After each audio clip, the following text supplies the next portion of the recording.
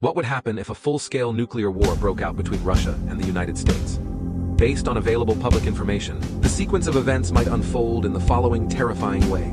As soon as one nation launches its nuclear missiles, the other detects the launch and retaliates before the first strike even hits. US submarine-launched missiles positioned west of Norway would begin hitting Russian targets within about 10 minutes, while Russian missiles launched north of Canada would involve high-altitude electromagnetic pulse (EMP) attacks designed to cripple electronics and power grids. These EMPs would send a powerful pulse across vast areas, rendering technology and communication systems useless. Command centers and nuclear launch facilities would be the next targets, as both sides aim to disrupt the other's ability to manage the conflict. Land-based intercontinental ballistic missiles, not only for their military significance, but also to cripple the opposing side's recovery after the war. Some slower cruise missiles could take several hours to reach their destinations. When these nuclear warheads strike, they create a fireball as hot as the core of the sun, followed by radioactive mushroom clouds. These explosions would obliterate anything nearby, leaving behind fires and causing widespread blindness amongst it would flatten buildings and crush anything in its path.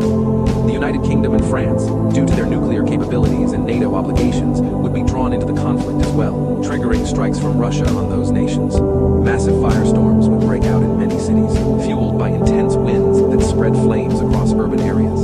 These infernos would melt metal, turn asphalt into just from the explosions, radiation, or EMPs, but from the nuclear winter that follows. Black carbon smoke from the firestorms would rise into the stratosphere, above rain clouds, preventing it from being washed away. This smoke would absorb sunlight, heating up and remaining in the atmosphere for years. The black smoke, carried by high-altitude winds, would rapidly spread across the northern hemisphere.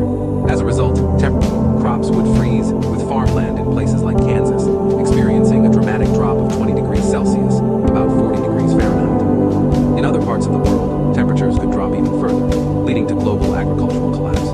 A recent study estimates that over 5 billion people could starve to death due to the drastic drop in food production, including almost all of the populations in the United States, offering no victors, only widespread destruction and suffering. The lesson here is sobering. Nuclear war has no winners, only unimaginable loss. The best defense is prevention. The more people